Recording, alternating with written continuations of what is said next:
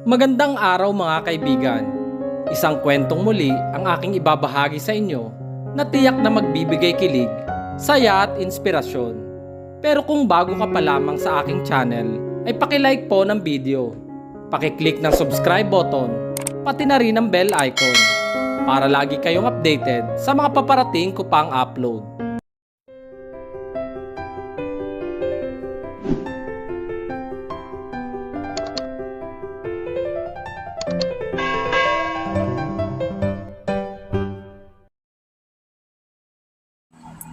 Third person's POV.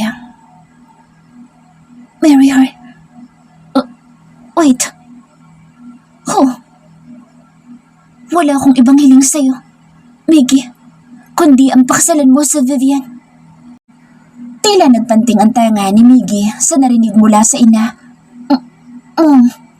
Alam kong hindi ko tunay na kapatid sa Vivian. But, hindi naman pwedeng pakasalan ko siya dahil yun ang gusto niyo. Reklamo niya sa ina na nakaupo sa wheelchair. Nasa terrace sila ng mga oras na ito, nakatanaw sa ibaba. Mula sa kanilang kinaroroonan ay tanaw ang labas ng gate. Umuwi ngayon sa bahay ng mga magulang si Miggy dahil tinawagan siya at pinakiusapan ng kanyang ina na umuwi dahil gusto siya nitong makausap. Ngunit ang hindi niya inaasahan ay ang hilingin nito sa kanya na pakasalan ang hindi tunay na kapatid. Mula sa ibaba ay natanaw nila ang babaeng naka-uniform ng white long sleeve at maikling palda. Bumaba mula sa taxi. Papasok na sana ito sa gate nang mapatingala ito sa kanilang kinaroroonan. Ngumiti ito saka kumaway ng kamay. Mommy! Masayang bati nito. Nakatingin sa kanyang ina. Ngumiti ang ginang. Malaanghel ang mukha nito at ang ngiti nito ay napakatamis. Isang inosenteng babae. Pamilyar ang mukha nito para kay Miggy. Si Vivian, pakilala ng kanyang ina. Hindi niya akalaing masyado na pala siyang matagal na hindi umuwi dito dahil hindi niya man lang nakilala si Vivian. Vivian? Hindi makapaniwalang sambit niya. Hindi siya makapaniwalang si Vivian ang nakikita niya. Noong umalis siya sa bahay na ito ay batang-bata pa ito pero ngayon, napakagandang dalaga na. Maputi, makinis ang balat. Sa malayo pa lang ay halatang-halata niya ng kutis porselana ito. Maganda ang katawan at mahaba rin ang buhok. Nagulat ka ba, iho? Tanong ng ina. Napailing siya at hanggang ngayon ay hindi pa rin makapaniwalang sa Vivian nga ang babaeng kumaway sa kanyang ina kanina. Gusto kong pakasalan mo sa Vivian dahil gusto kong ikaw ang makasama niya, Miggy. Please, son. Matanda na ako. Bago ako mawala dito sa mundo, sana makita ko na sa maayos na kalagayan sa Vivian. May mag-aalaga sa kanya at gusto kong ikaw yun. Son. Ginawa niyo pa akong tagapag-alaga. Inis na sagot niya sa ina. Isa sa dahilan kung bakit umalis siya sa poder ng ina dahil mas mahal pa nitong ampon kesa sa kanya na tunay na anak. Hindi niya alam kung bakit inis na inis siya kay Vivian. Siya lang ang nakakaalam na hindi sila magkapatid. Hindi niya alam kung nasabi na ba ng mommy niya na hindi ito tunay na anak. Vivian's POV. Iikarga ako na bumaba ng taxi. Dumaan pa ako sa drugstore para bumili ng gamot sa hangover. Tumambay pa ako ng ilang oras para pag-isipan kung ano idadahilan ko kay mommy. Nasa gate na ako na maagaw ng pansin ko sa mommy. Nasa terrace, nakatanaw mula roon sa akin. Nginitian ko pa rin kahit na alam ko magagalit ito dahil naumagahan akong umuwi. Pero sino yung kasama ni mommy?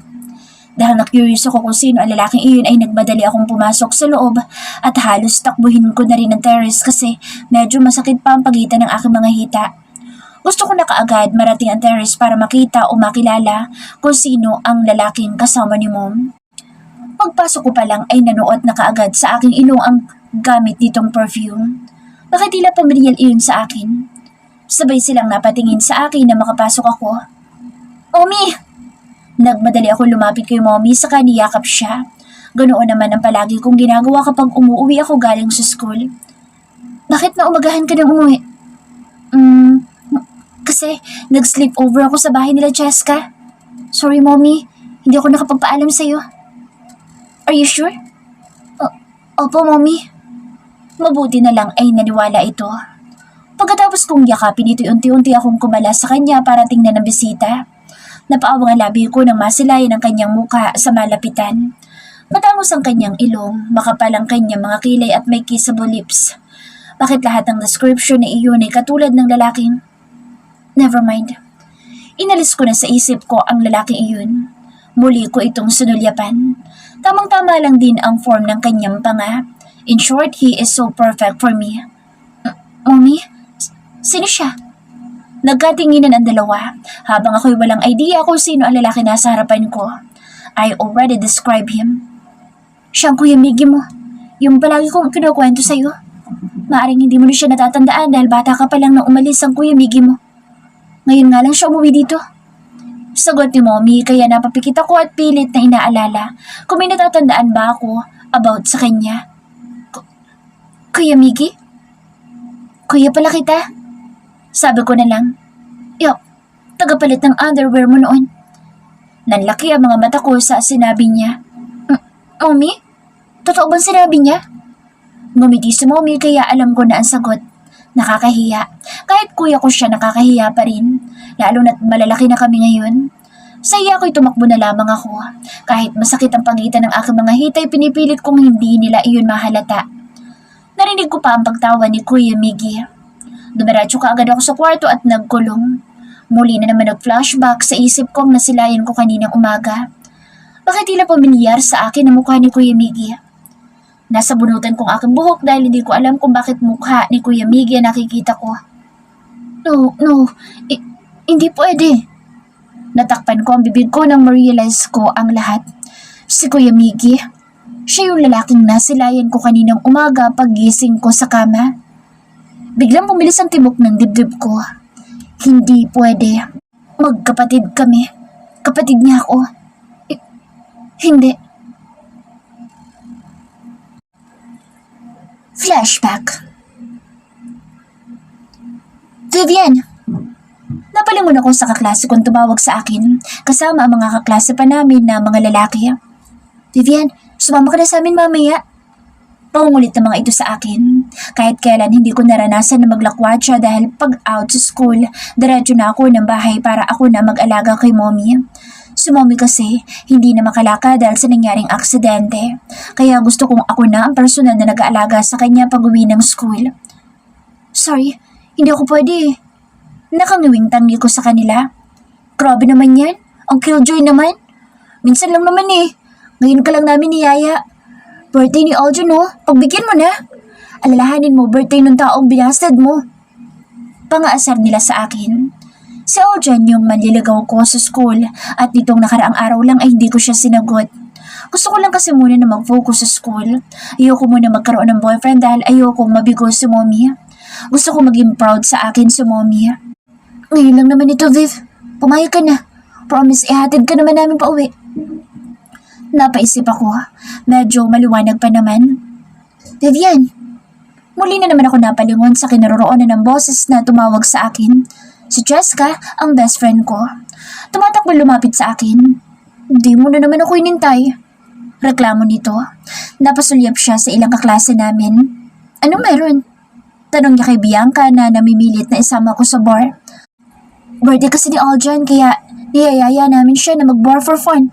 Sagot ni Bianca. Kaagad na napatingin sa akin si Jessica. Tanasan niya ako ng kilay. Napailing ako. Hindi naman ako sasama. Sumayos ako sa kanya. Ano Viv, sasama ka ba? Kahit ngayon lang. Pagbigyan mo na yung birthday boy oh. Kawawa naman.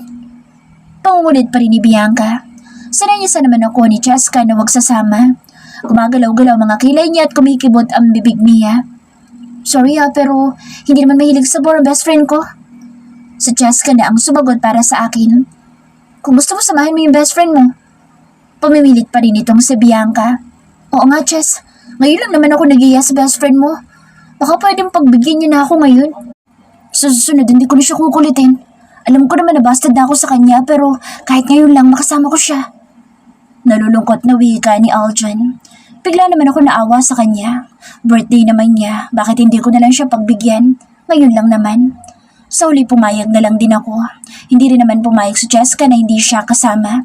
Kailangan daw kasama siya para mabantayan ako. Overprotective talaga ng best friend ko. Hindi niya ako hayaan mapahamak pero sa tingin ko naman, hindi naman siguro ako ipapahamak nila Bianca. Pagpasok pa lang namin sa loob ng bar ay halos hindi na kami magkarinigan dahil sa ingay. Talagang sanay na dito sila Bianca dahil nakalusot pa rin kami kahit underage pa lang kami lahat. Pareho lang kami lahat na 17 years old. Yun pala, kakilala ni Bianca ang guard na nagbabantay sa pintuan. O diba? Masaya rito. Bulong sa akin ni Bianca. Naghanap sila ng pwesto. Doon kami sa magkaharapan na mahabang couch. Magkatabi kami ni Jessica habang sa tabi ni Jessica, si Aljan. 6 kami kaya 3 ang laman ng mahabang upuan. Umalis si Bianca para kumuha ng alak. Pagbalik nito may dala ng isang bote ng tequila. Kahit isang beses lang, malagyan man lang ng alcohol yung katawan nyo. Naunang binigyan ni Bianca si Jessica.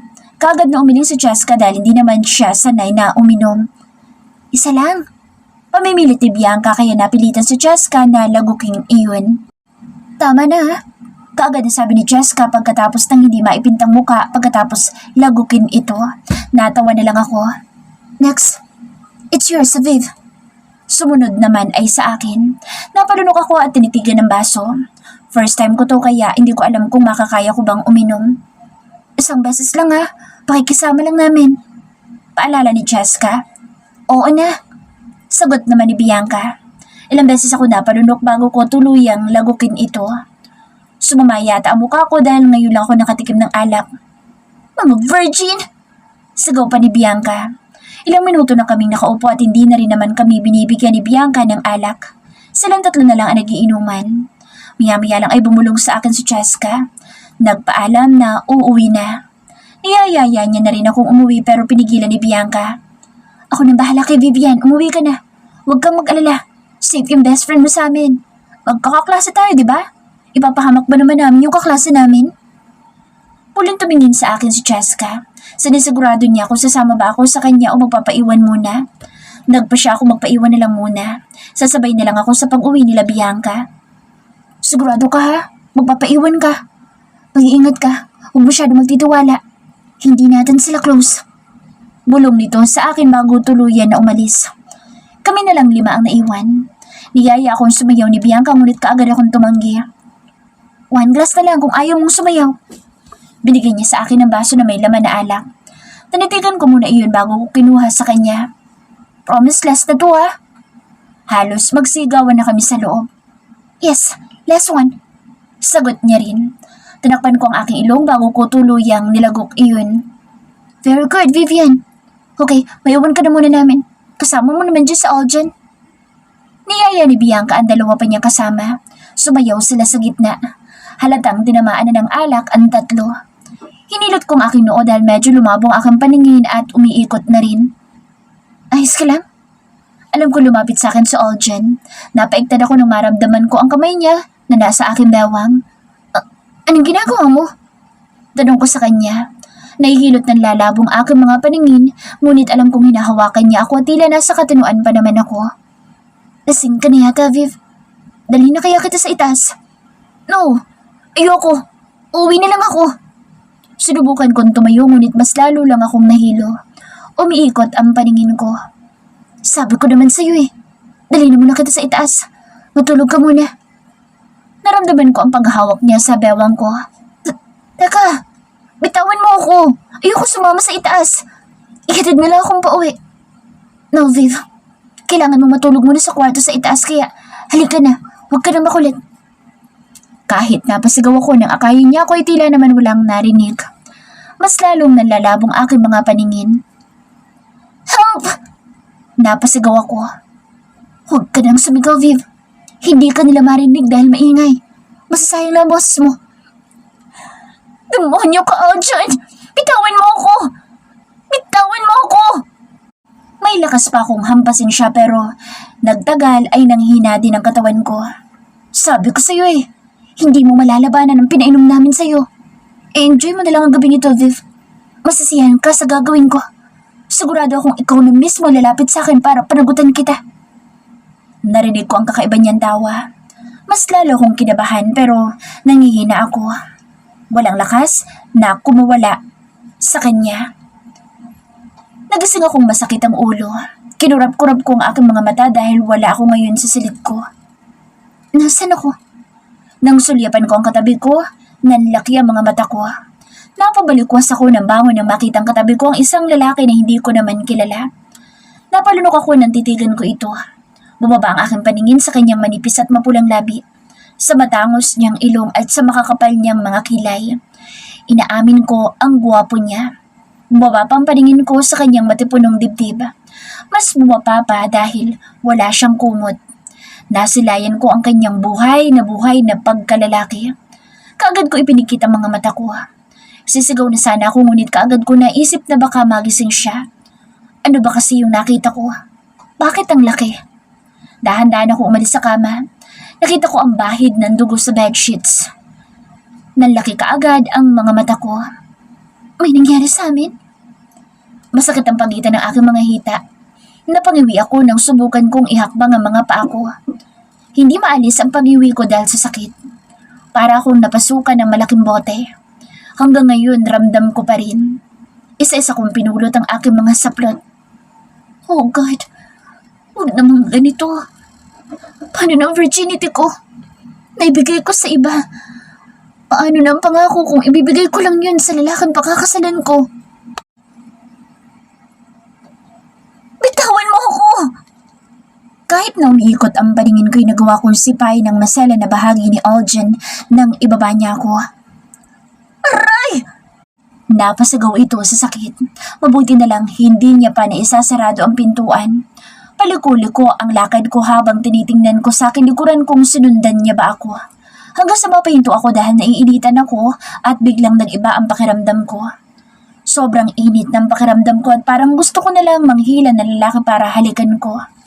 Nang makita ko ang lalaki naglalakad sa pasilyo, kalalabas lang nito sa kwarto ay kaagad kong nilapitan at hindi ko na alam kung bakit ko siya hinalikan. Naamoy ko rin ang hininga niyang amoy alak. Pakiramdam ko lasing na lasing din ito dahil namumungay ang mga mata na tila hindi niya maaninag ang aking muka. Pero binaliwala ko iyon dahil sa kakaiba na nararamdaman ko. Mas lalo ako nag-init kaya hinila ko siya kung saan ang kwarto na nilabasan niya. What the hell?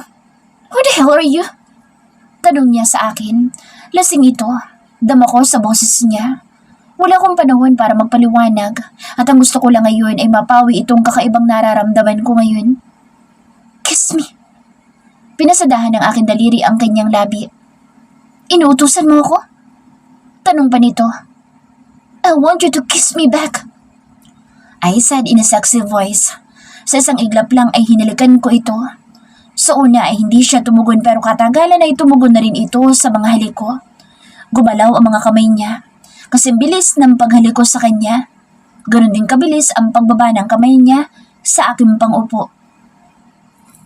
Nesbart!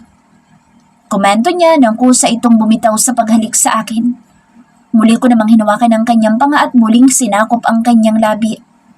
So wild, ha? Pinangko niya ako at dinala sa kama. Inihagis niya ako doon sa kaagad na kinubabawan. Nagubad ito sa ibabaw ko. Napatulala ako nang makita ang kagandahan ng kanyang katawan.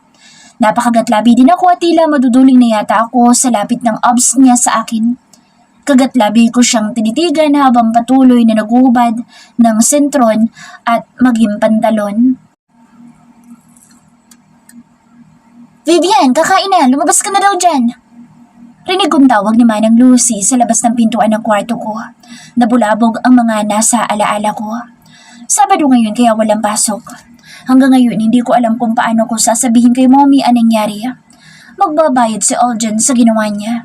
Pero paano? Natatakot ako. Natatakot ako mahusgahan. Isa pa sa problema ko, si Kuya. Si Kuya Miggy. Nandidiri ako sa sarili ko. Paano ko nagawa iyon? Naalala ko na ang lahat at hindi ko akalaing ako pa pala ang naunang humalik sa kanya. Ano na lang ang sasabihin ni Mommy kapag nalaman niyang naibigay ko ang sarili ko sa sarili kong kuya? Paano si Kuya Miggy? Naalala niya kaya ako? Alam niya kaya anong nangyari kagabi? Alam ko lasing na lasing siya ng gabing iyon. Manang Lucy, nandyan pa po ba si Kuya? Inilapit kong aking mukha sa pintuan at pinakiramdaman si Manang. Hinihintay ko ang kanyang sagot. Oo naman, nasa ibaba ang Kuya Miggy mo. Hinihintay ka na nila sa dining. Napangiwi ako dahil hindi ko alam kung paano ko siya haharapin. Sige Manang, Pakisabi mamaya na lang po ako kakain. Usog po ho ako kasi. Pakisabi ho wag na nila akong intayin. Nakahanap din ako ng palusot. Sigurado ka ba, Vivian? Opo, Manang Lucy. Sige. Naramdaman ko umalis na si Manang Lucy kaya nakahinga ako ng maluwag. Naganda ako ng damit na maisusuot dahil maliligo na muna ako bago lumabas. Buong maghapon na nga ako nagkulong sa kwarto kahapon tapos hindi man lang pala ako nakapagbihis. Hindi ko man lang naramdaman ang lagkit sa aking katawan. Iniwan ko sa kama ang may susuot ko. Tinungo ko ang banyo at nagpakasawa sa tubig. Binalot kong aking katawan ng tuwalya bago lumabas. Laking gulat ko nang maisarado ko ang pintuan ng banyo nang masilayan ko si Kuya Miggy. Nasa tabi na ng kama ko. Muntikan patuloy ako mapasigaw. Hindi ko kasi inaasahan papasok siya dito sa loob ng kwarto ko. Sa totoo lang, ilang na ilang ako sa kanya. Kahit magkapatid kami, hindi ko alam kung bakit. Dahil ba may nangyari sa amin? O baka dahil ngayon ko lang siya nakita? Hindi ko nga maalala kung nakita ko ba siya nung bata pa ako. Bakit magulat na gulat ka? Seryosong tanong niya sa akin. Hindi ko alam kung ilusyon ko lang ba na nakatingin siya sa katawan kong nakabalot lang ng tuwalya o nagkakamali lang itong mga mata ko. Hindi ko lang kasi inaasahan papasok ka dito sa kwarto ko. Kuya Miggy. Nautal pa na sagot ko. Inilibot niya ang kanyang paningin sa kabuuan ng kwarto ko at tuminturi naman sa akin. Wala ka bang balak na lumabas? O kumain? Pinaghihintay mo ang pagkain sa dining table. Hindi mo ba alam na masamang pinaghihintay ang pagkain sa mesa? Natigilan ako sa sinabi niya. Ano kasi? Naliligo pa ako. Sinabi ko naman na kay Manang Lucy na huwag niyo na akong hintayin. Pwes hinihintay ka ni Mom. Ganyan ka ba palagi kay Mom? Hindi ka lang pasaway, pinapainit mo pang ulo ko. Nanlaki ang mga mata ko sa sinabi niya. Sinesermonan niya ba ako? Hindi. Ngayon ko lang Hurry up. Mom's still waiting for you at the dining table. She doesn't eat until you are not with her. I don't even know why. Why does she loves you so much? Pinutol niya ang pagpapaliwanag ko. Bakit pakiramdam ko galit siya sa akin? Pasensya na. Magbibihis na ako. Naglakad akong palapit sa mga damit kong nasa kama. Tinaanan ko siya. Alam ko nakatingin pa rin siya sa akin hanggang sa marinig kong nag-ring ang phone niya. Muli niya akong sinulyapan. Bilisan mo na magbihis. Pinakaayaw ko sa lahat ay pinaghihintay kami sa dining table. Hindi ka gaanong special dito sa bahay para hintayin ka pa namin. Hindi ko nga alam kung bakit napaka-special mo kay Mommy. Dahil sa sinabi niya, tila may kung anong kumurot sa dibdib ko. Bakit ganoon niya akong tratuhin? Kapatid niya ako pero parang may kung anong galit akong nararamdaman sa kanya. Galit ba siya sa akin? Kung makapagsalita siya parang hindi niya ako kapatid. Tanaw ko na lang ang likod niya hanggang sa makalabas siya sa pintuan ng kwarto ko. Nagmadali ako magbihis dahil alam ko mas lalong magagalit sa akin si Kuya Miggy kapag matagalan pa akong nakasunod sa kanya. Hinihintay pa rin pala nila ako. Namula yata ang mga mata ko dahil sa paghihigbi ko kanina. Hindi naman gaanong masakit yung mga sermon niya pero sobrang nasaktan ako. Hindi niya alam na may nangyari sa amin. Mabuti na rin na hindi niya alam dahil kung alam niya, baka mandiri na siya. Dahil ako, daring-diri na sa sarili. Sarili kong kapatid na pagbigyan ko ng pagkababae ko. Hindi na ako nagtagal pa at bumaba na. Hindi nga ako nagkakamali. Hindi pa rin sila nagsisimulang kumain. Hinintay nila ako. O buti naman bumaba ka na. Sabi ni Mommy. Tumabi ako sa kanya. Sorry Mom, naligo pa ho kasi ako. Nakayukong sagot ko pagkatapos kong umupo sa tabi niya. Nabigla na lang ako nang hawakan niya ang chin ko at bigla akong patingalain paharap sa kanya. Umiyak ka ba? Tanong kaagad ni Mom. Napansin niya ang mga mata ko. Ho? Hindi Mommy, napubing lang ako kaya namumula ang mga mata ko. Sagot ko, saka napatingin sa akin naroroonan ni Kuya na ngayon ay nakatingin din sa akin. Kaagad sinamaan ng tingin ng Mommy, si Kuya. Miggy, may sinabi ka ba na hindi maganda kay Vivian? Galit na tanong ni Mommy kay Kuya. Wala Mommy, walang sinabi si Kuya. Kaagad na pinagtanggol ko si Kuya Miggy. Ayos lang ho ako Mom, huwag kayo mag-alala. Hindi ho ako umiiyak, napuwing lang ho ako. Nakangiting sabi ko. Medyo nawala ang inis sa mukha ni Mommy. Kumain na tayo. Medyo naging mahinahon na ang boses nito. Nagsimula na rin kaming kumain. Paminsan-minsan ay napapasulyap ako kay Kuya Miggy. Tahimik na kasi ito. Pagkatapos namin kumain ay hindi ko na alam kung nasan si Kuya Miggy. Hindi ko na kasi siya nakita pagkatapos kumain. 3 days later, pumapasok ako sa school na tila walang nangyari. Nakikita ko pa rin si Aljan pero alam kong umiiwas na ito sa akin. Natatakot siguro na baka isumbong ko ang ginawa niya. Hindi na ako nag-abala pa na isumbong siya dahil ayoko mag-alala si Mom. Ayoko malaman ni Mommy ang nangyari. Ayoko na mag-alala ng sobra si Mommy at alalahanin pa niya ako. Ayoko nang dumagdag pa sa iisipin niya. Matanda na si Mommy at katulad nga ng naalala kong kwento niya sa akin, palaging niyang iniisip si Kuya Mickey. Hindi raw kasi ito sumusunod sa kanya, kaya alam kong stress na si Mommy at ayoko nang dagdagan pa iyon. Dashi! Narinig kong tawag sa akin ni Cheska. Hinintay ko makalapit siya sa akin. Kamusta? Hinatid ka ba nila Bianca? Medyo natigilan ako sa tanong nito dahil naalala ko na naman ang nangyari. Hindi nila ako naihatid dahil sa nangyari. Mag-isa akong umuwi at wala na akong iniingatan na pagkababae. Sa isang iglap lang nawala ang iniingatan ko. Bakit hindi ka makasagot? Hindi ka ba nila hinatid? Kaagad na naman naglandas ang kilay ni Cheska. Of course, hinatid. Nagkunwari akong ngumiti. Hinatid nila ako. Pagsasinungalin ko na lang. Buti naman, kala ko hindi ka hinatid ng mga brohang yun. Kung alam lang, Cheska. Yun na siguro ang gabing pinakaayaw kong maalala. 1 month later. Birthday ni Mommy kaya naghanda ako ng sorpresa para sa kanya. Hindi na kami lumabas dahil ayaw ni Mommy. Mas gusto niyang dito na lang sa bahay. Tinulungan ko si Manang Lusing maghanda ng pagkain sa table. Nasa kwarto pa yata si Mommy kaya dapat pagbaba niya tapos na ang lahat. Wala din naman kaming bisita. Ayoko kasi nitong mag-invite.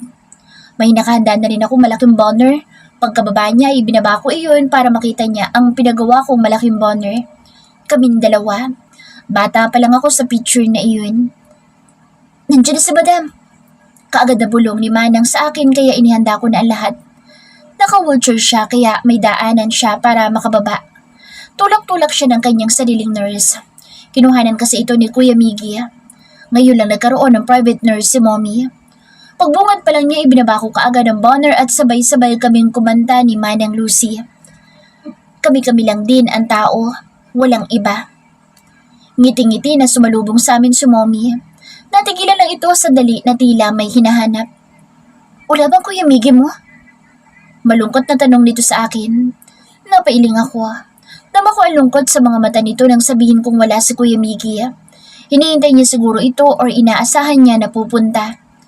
Nilapitan ko siya saka hinaplos sa mga balikat. I'm sorry, Mom. Nalulungkot ka ba dahil wala si Kuya Miggy? Huwag ko kayo mag-alala, Mommy. Tatawagan ko siya para pumunta na ngayon dito. Sige, Iha. Tawagan mo ang Kuya Miggy mo. Baka na-traffic lang. Sagot naman ito. Biro ko lang iyon pero talagang inutusan niya akong tawagan si Kuya. Paano na? Wala akong ibang choice kundi kunin ang phone ni Mommy na ibinigay niya sa akin para tawagan ko si Kuya. Tatawagan ko lang po si Kuya. Paalam ko dito. Bahala na nga. Para kay Mommy kaya ako gagawin ito. Hinanap ko kaagad ang number na nakasave sa phone ni Mommy. Huminga muna ako ng malalim bago ko pinindot iyon para tawagan. Ilang beses nang nag-ring pero walang sumasagot. Hanggang sa kahuli-hulihan na tawag ko ay sinagot din ito. Yes? Kuya Miggy? Kinakabahan ako. Bakit ikaw tumawag sa akin? Nasaan si Mommy? Napaka-stricto ng boss dito kaya sino ba naman ang hindi kakabahan pag siya ang kausap? Pinapatanong niya kasi kung makakapunta ka ngayon dito. Hindi na ako nagpaligoy-ligoy pa. Sinabi ko na kaagad sa kanya. Bakit? Anong meron? Nag-init yata ang tenga ko dahil sa sagot niya. Birthday ni Mommy, hindi niya man lang alam. Hinihintay ka niya dito dahil kaarawan niya. Hindi mo ba alam yun? Sa inis ko yung lumakas ang boses ko. I know. Baka sabi hindi ako makakapunta. I have a lot to do today. I'll be home the next day. Mas lalo nag-init ang ulo ko sa sagot niya. Anong klaseng kuya at anak ba to? Mas importante pa ba yan sa taong nagluwal sa'yo? Sa inis ko'y nasumbatan ko siya. Bigla siyang nanahimik sa kabilang linya. Tumikhim siya pagkatapos ay nagsalita. And who are you to asking me questions like that? Kapatid mo ako. Sagot ko naman. Bigla siyang natawa sa kabilang linya. Wala ka nga talagang alam. Anong hindi ko alam? Hindi siya nakasagot. Narinig ko naman ang pagtawag ni Mommy sa akin. Vivian, darating ba ang kuya mo? Lumapit ito sa akin, tulak-tulak ang sariling wheelchair. Ako'y naawa kay Mommy dahil hindi kami buo sa birthday niya. Ngayon na nga lang ang hinihingi ni Mommy, hindi niya pa mapagbigyan. Anong klaseng anak ba ang kuya ko? Kahit noon pa, sa mga lumipas na birthday ni Mommy, kami lang yun nandito at wala siya. Kaya nga, hindi ko siya kilala dahil palagi siyang wala. Sa inis ko'y pinatay ko ang call. Sorry, Mom. Hindi rin makakapunta si Kuya. Sumilay naman ang ngiti nito sa labi. Ano ka ba, Viv?